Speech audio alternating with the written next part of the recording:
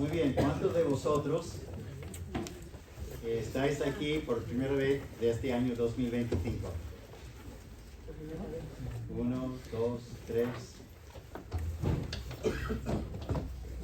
Muy bien, entonces lo que hago es una repetición para la mayoría, pero lo hago porque siempre hay personas que están aquí por primera vez.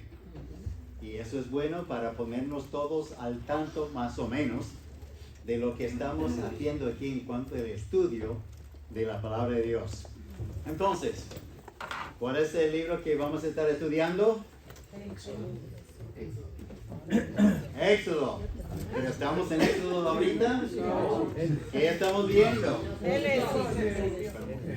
Sí, Europa, Pirineos, lo que sea. De Génesis. Sí, estamos ayudándonos a pensar en lo que viene en el libro de Éxodo. Pero hay que tocar algunos puntos importantes. No estamos estudiando a fondo, ni hoy día vamos a estudiar a fondo lo que nos toca para hoy. Y eso es lo que estamos haciendo. La creación hemos visto, la caída y la promesa de Dios hemos visto. Hoy día el diluvio y lo demás hasta marzo, y luego entramos de lleno en el libro de Éxodo, palabra de Dios para instruirnos. El Antiguo Testamento, como digo, el Nuevo Testamento es nuestro ¿qué? Ayo, maestro, profesor, para enseñarnos cómo debemos aplicar las cosas del Nuevo Testamento a nuestras vidas. Ambos testamentos, son importantes para nuestro crecimiento espiritual. Bueno, el diluvio. ¿Qué llega a la mente? El arca de Noé. Agua, arca de Noé, arco iris, ¿verdad? Todo menos lo bíblico. Ok, muy bien, vamos por ahí. Pero eso vino después de decir todo menos lo bíblico. Muy bien, hay muchos errores aquí. Demasiado ¿qué? Elefantes. Demasiado jirafas. Demasiado ¿qué? Elefantes. Ventanas. ¿Cuántas ventanas había? Una sola. Entonces el mundo nos puede pintar, ¿verdad? Lo que piensan de Noé, el arca, el diluvio y todo lo demás. Pero voy a leer algo aquí que tiene que ver con el diluvio y tiene que ver con otros relatos del mismo evento, pero en otras sociedades, en otros grupos de personas. Las epopeyas del diluvio o respuestas, eso viene de Respuestas en Génesis si quiere verlo. La epopeya es un relato épico o narrativo, pero lo llaman así. Las epopeyas del Oriente Próximo sobre el diluvio tienen tres versiones principales. La epopeya sumeria de Suristra, la epopeya acadia de Atraís y la epopeya babilónica de Gilgamesh. Todos ellos relatan un diluvio universal. Todos ellos relatan que sobrevivieron algunos pocos. Y ellos hablan muy bien, y dice aquí, la epopeya de Gilgamesh es el relato más completo con 12 tabletas descifrables, siendo la undécima tableta la versión más completa del diluvio de las tres versiones mencionadas. Pero no solamente allí, en esa zona, se ve aún entre la parte de Centro y Suramérica de los grupos de aztecas y la otra de México. Mayas, sí. Mayas, sí. Se ve ahí también, porque estaba averiguando, historias sobre el diluvio. A su manera de interpretación, pero muchas sociedades relatan, no es nada únicamente de la Biblia. Se ve en todo el mundo diferentes relatos sobre algo que pasó en forma global, en todo el mundo. Pero nosotros lo que debemos entender y lo que debemos saber de ese diluvio es algo bíblico y por qué pasó. Y hermano Luis lo pegó en el clavo, ¿no? Lo clavó bien. La maldad. La maldad. Y por eso debemos nosotros entender lo principal de ese diluvio, entender la santidad de Dios. Dios es santo. Desde capítulo 4 en adelante, cuando Caín mató a su hermano Abel, comenzó a aumentar la maldad sobre toda la tierra. Pasaron muchos años y llegamos a capítulo 6 y dice ahí en versículo 1, aconteció que cuando comenzaron los hombres a multiplicarse sobre la faz de la tierra, les nacieron hijas, y viendo los hijos de Dios que las hijas de los hombres eran hermosas, tomaron para sí mujeres, escogiendo entre todas. Y dijo Dios, no contenderé mi espíritu con el hombre para siempre, porque ciertamente él es carne, mas serán sus días 120 años. Había gigantes en la tierra y en aquellos días. Y también después que se llegaron los hijos de Dios a las hijas de los hombres y les engendraron hijos, estos fueron los valientes que desde la antigüedad fueron varones de renombre. Y vio Jehová que la maldad de los hombres era mucha en la tierra. Lo que tenemos que entender aquí es que la santidad es tan importante. Es la corona de los atributos de Dios. Por encima de todo, la santidad de Dios va a guiar Dios, hablando humanamente, en cuanto a su misericordia, en cuanto a su compasión, en cuanto a su amor. Pero la corona de los atributos de Dios es su santidad. Dios es santo. Y debemos entender eso cuando estamos leyendo las Escrituras, la palabra de Dios. Ver su santidad en donde se encuentra la maldad y lo que viene en cuanto al castigo. Entonces, en primer lugar, el castigo, ¿verdad? Al castigar. Vemos la santidad de Dios al castigar la iniquidad. Versículo 7. Y dijo Dios, raeré sobre la faz de la tierra a los hombres que he creído, desde el hombre hasta la bestia, y hasta el reptil y las aves del cielo, pues me arrepiento de haberlos hecho. Bueno, ahí no tenemos el tiempo disponible, pero ahí encontramos, no es que Dios como un ser humano se arrepintió, cambió. Bueno, ya que los hombres hicieron eso, a ver, ¿qué voy a hacer yo? Voy a matarlos. No, eso fue, Él entendió eso desde la eternidad pasada. Pero lo que tenemos en las Escrituras en cuanto a la mano de Dios, ¿Dios tiene una mano? Cuidado. ¿Quién es Dios? Dios es espíritu. ¿Un espíritu tiene mano? No. Entonces, encontramos aquí en las Escrituras frases que tienen que ver para ayudarnos a los seres humanos a entender sus acciones, sus decisiones, su persona. Porque eso es lo que creen los mormones, que Dios es un ser humano como nosotros. Solamente se avanzó hasta llegar al tope de la santidad y se convirtió en Dios. Y es un hombre. O sea que Dios, hombre, tuvo relaciones con María para dar a Jesús, otro hombre. Entonces, son blasfemias, ¿verdad? Entonces, encontramos aquí y que cuando dice, pues me arrepiento de haberlos hecho. O sea que voy a hacer algo. Y esto fue entendido desde la eternidad pasada. Dios odia el pecado. Versículo 13. Dijo pues Dios a Noé, he decidido el fin de todo ser, porque la tierra está llena de violencia a causa de ellos.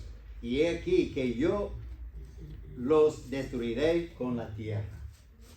Con la tierra. Eso es interesante porque se ven los cambios drásticos en la tierra que habla de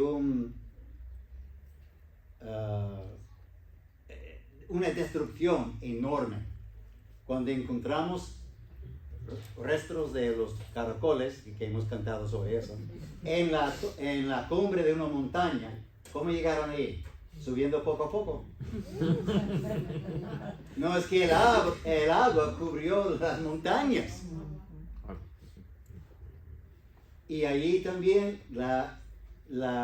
el brote, la destrucción en cambiando todo lo que tenemos hoy en día. Es una ciencia muy interesante que he dado el curso en el seminario, la ciencia y la Biblia. Y a ver allí a través de 10 clases en forma breve de cómo debemos entender la creación y lo que tenía todo el mundo, Abraham, ¿verdad? Noé, antes del diluvio. Cómo era la atmósfera antes del diluvio, cómo era el tiempo en el polo norte y en el polo sur, donde ellos encuentran cosas de la selva. ¿Por qué? Porque había una temperatura igual sobre toda la tierra. Y por eso los mamuts allí en Siberia, comiendo y encontrando en su mismo estómago cosas no digeridas todavía, que fue un instante así, la congelación. Al quitar esa capa de protección alrededor del mundo. Son cosas muy interesantes. Desafortunadamente, muchos hermanos no saben cómo defenderse cuando hablan de la evolución y cuando hablan de eso y de otra cosa. Pero es bueno indagar, investigar y saber por qué tenemos aquí relatos así. Bueno, seguimos. Y en Mateo 24, 37, 34, no está ahí para notarlo, Mateo 24, 37 al 39, en los días de Noé, ¿verdad? La venida de Cristo va a ser cuando estamos como en los días de Noé. Podemos pensar por un momento, ¿cómo son nuestros días hoy en día? Malos. Pero no es tan malo todavía como en los días de Noé, porque no ha venido Cristo todavía. Va pudriendo todo hasta que venga Cristo. Y quiero deciros algo en cuanto a la iniquidad que reina aquí en el mundo. Acabo de escuchar un testimonio ayer de un ministerio muy interesante en cuanto a cómo rescatar niños que han estado vendidos como esclavos. Más de 80,000 niños esclavizados en el mundo. La mayoría en la India. La mayoría en la India. Y ahí, por entrar en deuda, los padres venden a sus hijos para pagar la deuda. Es una trampa. Porque hay ricos, una organización que busca cómo ayudar a los pobres para pagar sus medicamentos, para pagar lo que sea, su renta, su casa, lo que sea, y ponen a un niño en arras, ¿verdad? Y si no paga después de un mes, que el interés es el doble, tienen que entregar el niño. Y ellos prometen dar al niño, llevarles a la ciudad, a la universidad, a estudios y a hacer todo, para luego que él trabaje con su profesión y pague la deuda. Pero es una mentira. Lo lleven a las minas. Y ese ministerio tiene más de 10,000 niños bajo su cuidado. Ese ministerio. En la India. Y algo peor todavía, si no eso no fuera horrible, hay niños que usan los niños para donación de órganos. Porque hay personas ricas que necesitan un órgano y usan esos niños para cosechar órganos y mandarlo. Y es un negocio tremendo en todo el mundo. Si fuera político yo diría, deja de comprar cualquier cosa de la India. Porque es posiblemente que hay un esclavo, un niño esclavizado haciendo el producto. En las minas, en cuanto a minerales y en otros sitios. Desafortunadamente lo que vi, lo que escuché es en inglés. Pero son dos hermanos haciendo entrevistas. Ese hermano con su ministerio vive en la India. Y él sabe lo que está pasando. Y por eso salió una película de Sudamérica de niños capturados. Sí, Sound of Freedom. Sí. Algo de Sonido libertad, ¿no? sí. Sí. Sound of Freedom en inglés, pero no sé en español. Sonido de la libertad. Ok. Esas son cosas reales. Y todavía no es tan peor como en los días de Noé. Pero estamos llegando. Estamos llegando. La santidad de Dios se ve al castigar la iniquidad, se ve también al mostrar gracia. La santidad de Dios rige, ¿verdad?, sobre su gracia. Y ahí encontramos en los versículos 8, capítulo 6, versículo 8, pero Noé halló gracia ante los ojos de Jehová. 8:1 también. Y se acordó Dios de Noé y todos los animales y todas las bestias que estaban con él en el arca, e hizo pasar Dios un viento sobre la tierra y disminuyeron las aguas. Se acordó la misericordia de Dios, la gracia de Dios. Y sabemos muy bien, Efesios 2, ¿verdad? 8 y 9, porque por gracia sois salvos por medio de la fe, y esto no de vosotros, pues es don de Dios, no por obra, para que nadie se gloríe. La gracia de Dios. Dios es justo en castigar. Dios es santo y por eso castiga. ¿Hay alguien aquí perfecto? Ninguno de nosotros somos perfectos. ¿Y por qué tenemos que morir? Porque somos pecadores. Porque la paga del pecado es muerte. Es muerte. Y la gracia de Dios se ve en la segunda parte de ese versículo. Más el don, más la dádiva de Dios es vida eterna en Cristo Jesús, Señor nuestro. También, en cuanto a la santidad de Dios, ahí encontramos al dar instrucciones. Dios en su santidad quiere ayudarnos. Por eso tenemos consejeros, por eso tenemos la palabra de Dios, por eso tenemos tiempo de oración. Dios quiere ayudarnos. Pero es otra cosa si queremos ser ayudados. Tú puedes imaginar Noé pensando, uy, Dios va a destruir, déjame pensar, ¿qué puedo hacer yo? No. Él escuchó de parte de Dios en los versículos que 14 a 22, todas las instrucciones, lo que él tenía que hacer para construir este arca de Noé. Más bien el arca de Dios. Dios siendo el arquitecto para poder cargar tantos animales. Y no como la foto, ¿verdad? Y lo que no estaba en la foto tampoco fueron, ¿qué? Dinosaurios. Y estaban ahí también. En forma de bebé, ¿verdad? Pero cada género, cada especie, y luego 7 de ciertos animales, en cuanto a los sacrificios y todo lo demás, en cuanto a la comida. Pero Dios dio detalles, y eso es muy importante. Para mí Dios es un detallista en cuanto a la familia. Efesios 5, 18, 31, 6, 1 al 4. En cuanto al deber del hombre, en cuanto al deber de la mujer, en cuanto al deber de los niños. Dios es un detallista y siempre nos va a dar las instrucciones. Dios es un detallista en cuanto al gobierno.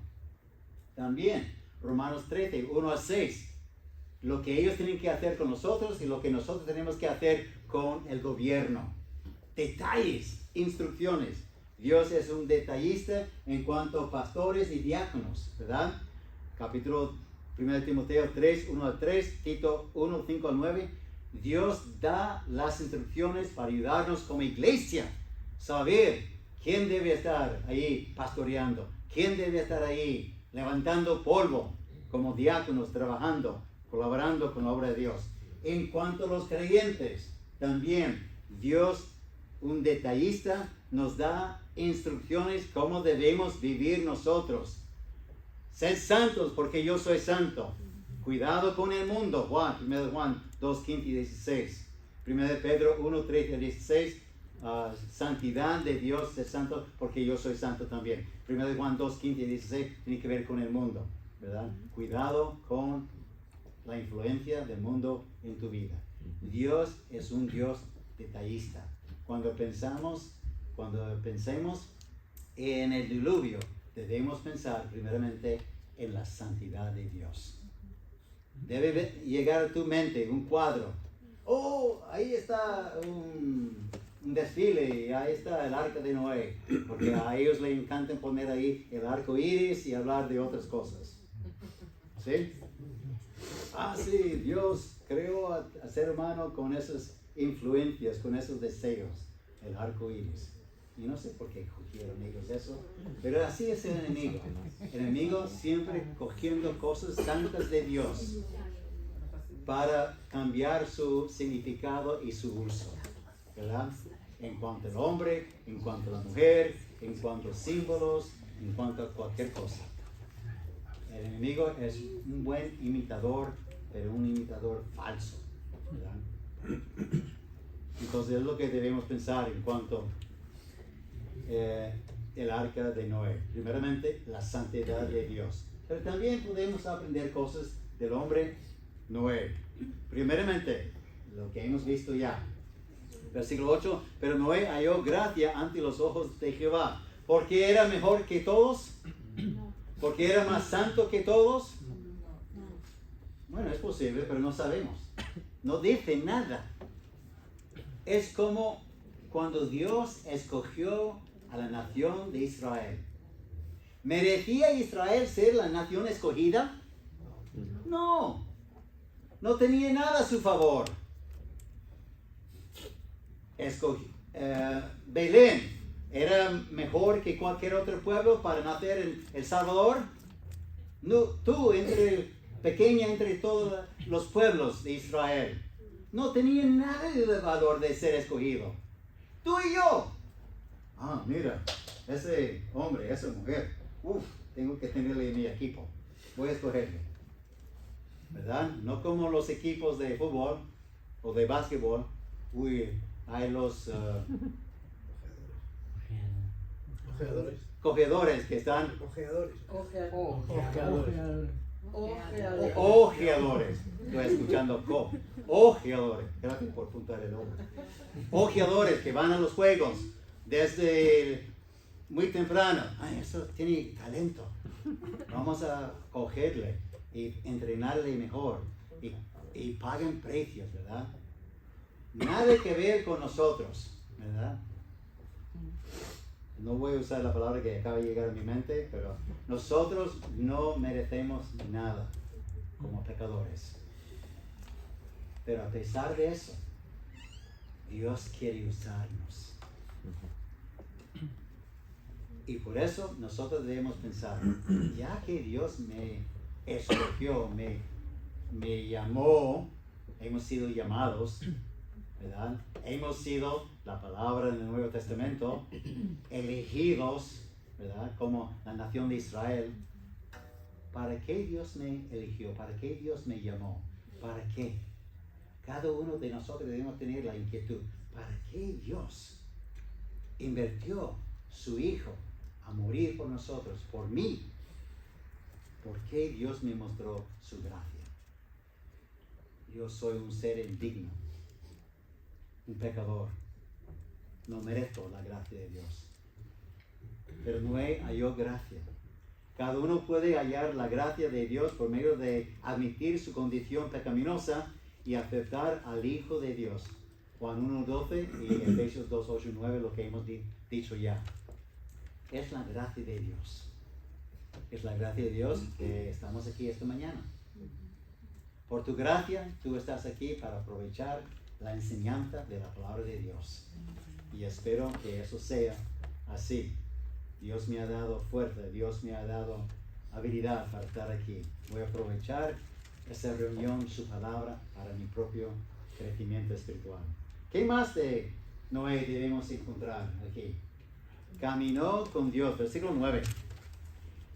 Esas son las generaciones de Noé. Noé, varón justo, era perfecto en sus generaciones. Con Dios caminó Dios. Ahora la palabra perfecto, debemos entenderlo. Se ve muchas veces en el Antiguo Testamento y en el Nuevo Testamento.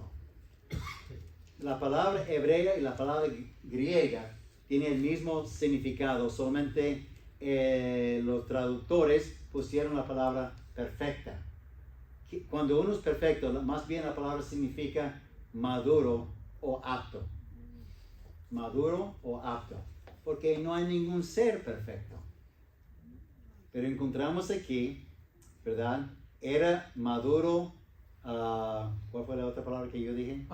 Apto en sus generaciones, con Dios caminó. Él caminó con Dios y fue apto. Cuando tenemos habilidades es porque reconocemos que Dios me dio algo y queremos mejorar esas cosas en nuestras vidas. La tendencia nuestra, ¿qué es? En Isaías 53:6, todos nosotros nos descarriamos como ovejas, cada cual se apartó por su camino. Mas Jehová cargó en Cristo Jesús la profecía de su muerte, el pecado de todos nosotros. Eso es nuestra tendencia. Pero, ¿cómo podemos caminar con Dios? Para caminar con Dios hay que estar en el camino. ¿Quién es el camino? Jesús es el camino, ¿verdad? La vida, la verdad. Y ser hacedores de la palabra, no tan solamente oidores como encontramos en la palabra de Dios en Santiago 1:22. Ser hacedores. Si quieres caminar con Dios hoy en día, porque Noé no tenía ninguna palabra de Dios, no tenía un Nuevo Testamento de los Gediones,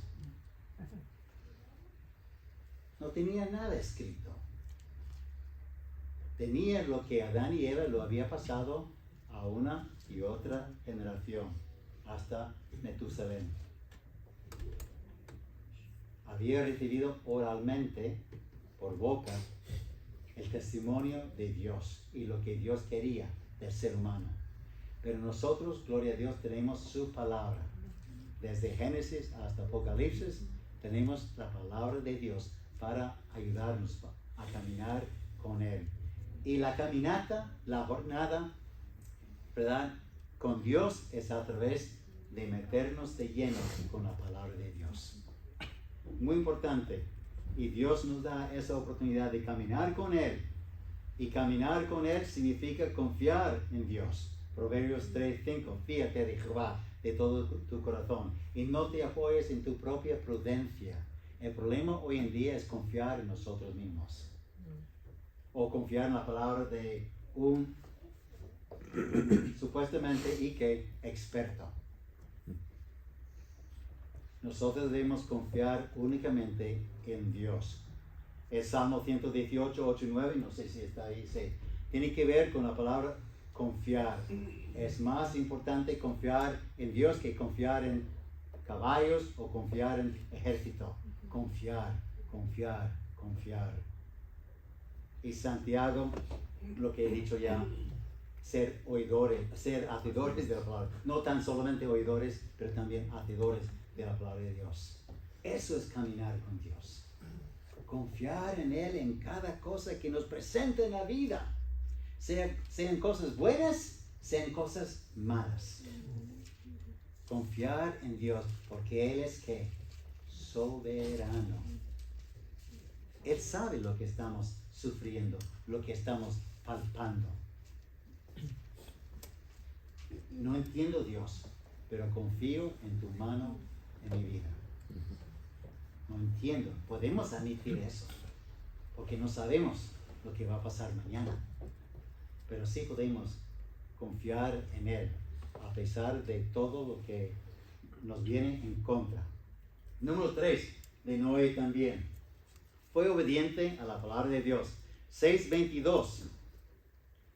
Y lo hizo así Noé conforme a todo lo que Dios le mandó en cuanto a los detalles y la construcción del arca.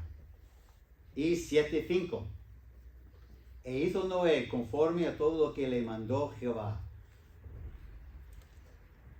¿Alguien puede escribir eso de nosotros?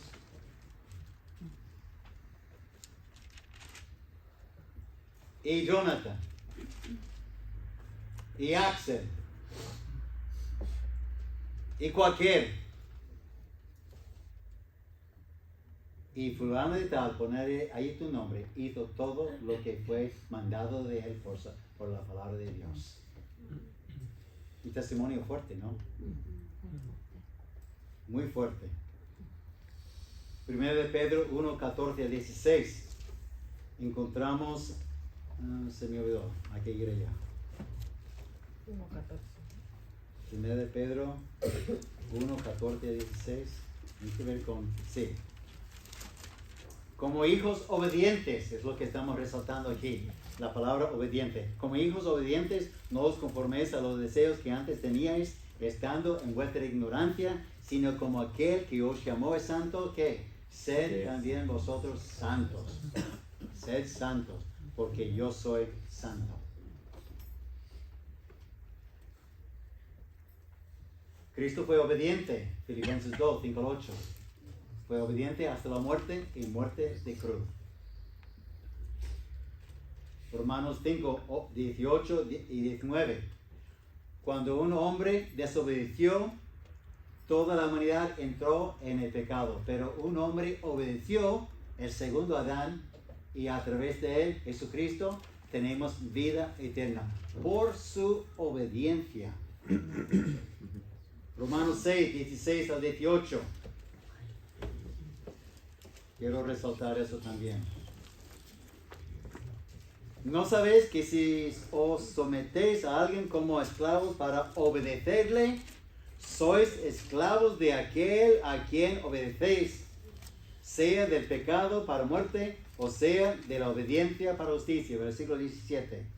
Pero gracias a Dios que aunque erais esclavos de pecado, habéis obedecido, la palabra clave, de corazón a aquella forma de doctrina a la cual fuisteis entregados, y libertado del pecado venisteis a ser siervos de la justicia.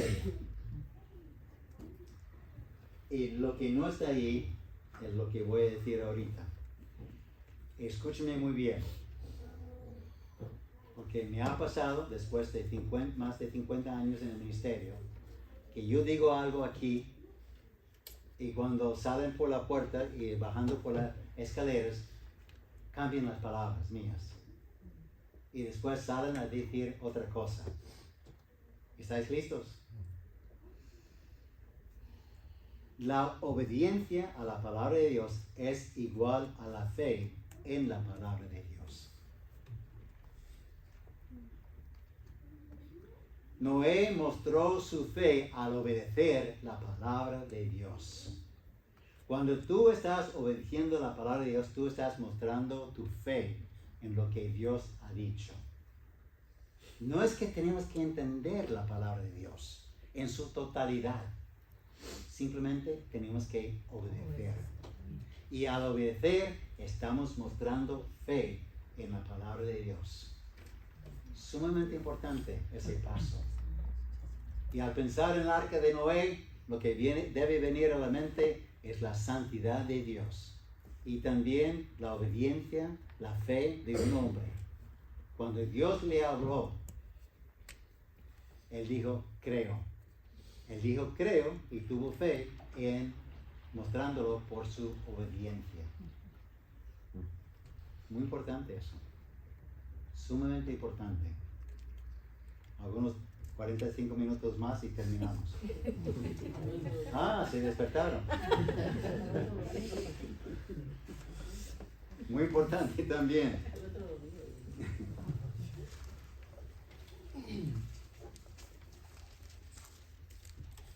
8, 20 a 21. Todos esos 6, 7 y 8 tienen que ver con el relato del diluvio. Adoró a Dios después de todo. Versículo 20 y 21. Y edificó Noé un altar a Jehová y tomó de todo animal limpio y de toda ave limpia y ofreció sacrificios en el altar. Y percibió Jehová olor grato y dijo Jehová en su corazón: no volveré más a maldecir la tierra por causa del hombre, porque el intento del corazón del hombre es malo desde su juventud, jóvenes y adultos. Ni volveré más a destruir todo ser viviente como he hecho. Ahora, los que saben del futuro, según la Biblia, ¿cómo Dios va a terminar con todo? Fuego, sí. Muy importante entender eso. Tenemos inundaciones en diferentes sitios, pero no en una forma global castigando el mundo, ¿verdad? Como el diluvio. Nosotros debemos saber, es importante la adoración. Difiero con el pastor Caleb, no terminamos la alabanza con las canciones, seguimos alabando a Dios con la predicación, la enseñanza de la palabra de Dios. Todo es una alabanza. Y Él sabe eso, solamente lo dijo así. No hay que correr y corregirle, no. Ni yo voy a decir nada. Él lo sabe.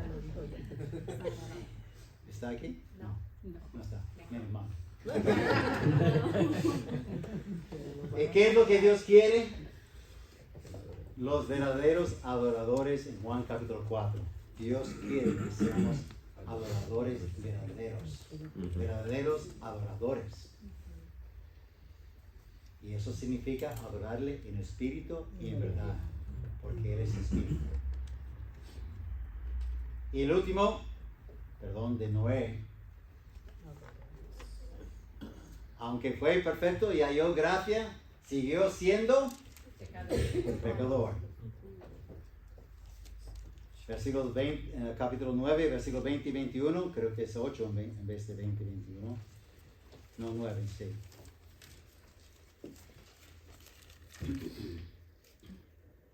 Sí.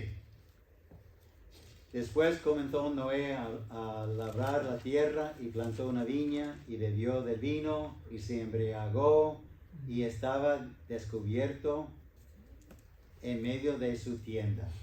Y entró ahí su hijo Cam y el pecado que él cometió, no vamos a entrar en eso en ese momento, es una cosa polémica, ¿verdad?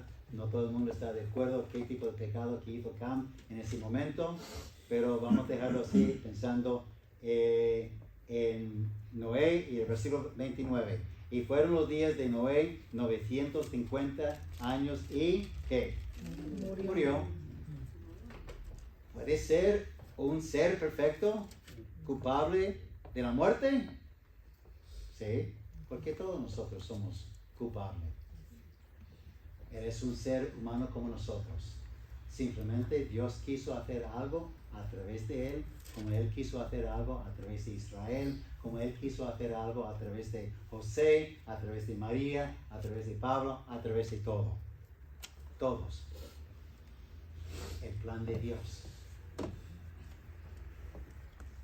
El plan de Dios es bonito, ¿verdad? Romanos capítulo 12, versículos 1 en adelante. Los dones que Dios te ha dado a ti y a mí y a todos nosotros en la familia para ejercerlos en comunidad, ¿verdad? En comunidad, en la iglesia del Señor. El último punto, el pacto de Dios con Noé es lo que debe llegar a la mente cuando pensamos en el diluvio, en el arco iris, en el arco de Noé. Es el pacto de Dios con Noé. Versículos capítulo 6, volviendo al capítulo 6, versículos 8 a 17. Nos vamos a tomar el tiempo para leer esa porción, Pero ese pacto, según versículo 16, sí, voy a leer eso.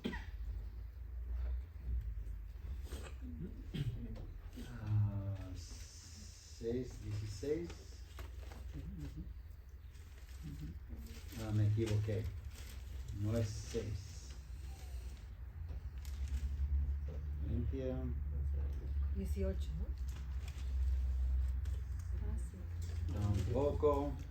6, 18. No, 18 6, 18. más estamos 6, 18, ¿verdad? No, es capítulo 8.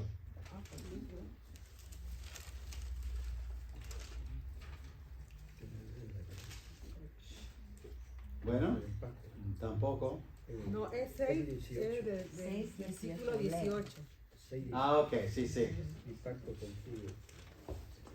Sí, lo que debemos entender en primer lugar es un pacto incondicional y perpetuo. Perpetuo, perdón. Yo pensaba que estaba en versículo 16. 18. Ok. Más estableceré mi pacto contigo y estarás en el arca, tú, tus hijos, tu mujer y las mujeres de tus hijos contigo. Y más abajo,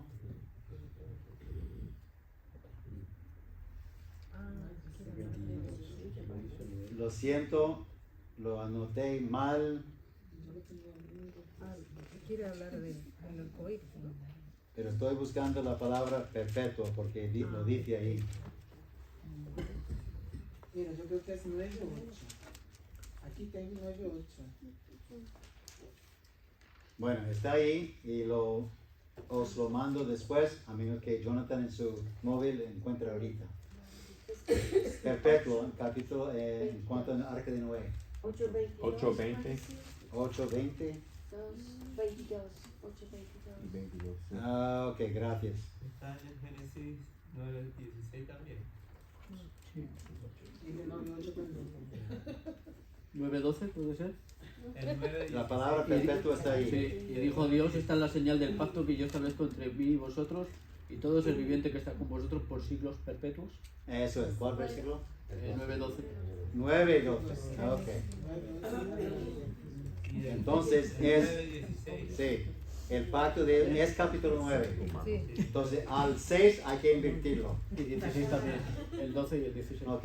6 ya es 9:12 y 9. Ok. Gracias. 12 y 16. Tuvo un momento de dislexia. ¿Ve? ¿Que no soy perfecto? Por alguna razón Dios quiso resaltar eso. Todos a trabajar y a buscar la Biblia. Amén. Sí. Todo el mundo despertar y buscar la respuesta. Es un pacto incondicional. Depende del cumplimiento de Noé. ¿Ese pacto? No. Incondicional. Incondicional. La promesa de Dios no depende en cuanto su pacto con Noé y con la humanidad. Y luego es perpetuo. Significa que incondicional es para siempre, ¿verdad? Hasta que estemos en la presencia de Dios. ¿Os podéis nombrar otro pacto incondicional en el Nuevo Testamento? El nuevo En el Nuevo Testamento, de la salvación. la salvación es incondicional. Al recibir a Cristo como Salvador, ¿qué tenemos? Vida eterna. Perdón de pecado eternamente y vida eterna. No depende de mí, porque soy pecador, ¿verdad? Y Dios habla de eso. Somos guardados por el poder de Dios, no por mi poder, porque no tengo poder para guardarme. Y eso nos habla de la seguridad de la salvación. La promesa, eso sí sabemos muy bien.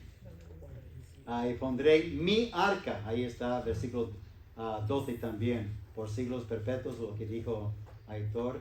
Y versículo 16, acordaré del pacto perpetuo. Ya estoy ubicado, gracias. La promesa de no destruir la tierra por una inundación global. Dios sigue castigando al ser humano por las cosas, por usar el agua, el fuego, hambre y todo lo demás. A mi parecer, no es Biblia, escuche bien, ¿no? El pastor predicó que es Biblia, que está quemando California por sus pecados. Bueno, puede ser. Yo no soy Dios. Así es. Y todo lo que pasa en el mundo siempre tiene su razón. Siempre. Su misericordia, su gracia, su castigo, ¿verdad? Y sí, ahora, el último punto, la señal. Y es el arco de Dios. No el arco iris. ¿Tú encuentras arco iris en la Biblia? No. Es el arco de Dios. Debemos pensar en Dios cada vez que veamos algo en el cielo, ¿verdad? La promesa de Dios. Dios me ha salvado. Dios me ha prometido vida eterna. Debe llegar a tu mente una inundación de versículos sobre la promesa de Dios. Las promesas de Dios. ¿Verdad? Eso es lo que debemos traer a la mente cuando pensamos en el diluvio y en el arco iris también. En todo lo que tiene que ver con Noé. Los animales brotando por todos lados del arco, ¿no? Jirafas, elefantes, no. Santidad de Dios. La gracia que halló Noé. Y fue un hombre obediente como debemos ser nosotros y recordar que Dios está cumpliendo sus promesas para nosotros. Amén. Amén. Debemos animarnos con eso, esas palabras. Padre Santo, gracias por tu amor y por tu ayuda al estudiar la palabra tuya y ver cómo se aplica un evento del Antiguo Testamento en nuestras vidas hoy en día. Ayúdanos, Padre Santo, a recordar que tú eres un Dios santo, pero también bajo tu santidad tú muestras gracia, misericordia. Y ayúdanos a aprovechar eso, en conocer a Cristo como Salvador. Y ayúdanos como seguidores tuyos a ser obedientes y recordar las promesas tuyas para nosotros. Gracias por el pacto incondicional, perpetuo de la salvación que tenemos en Cristo Jesús.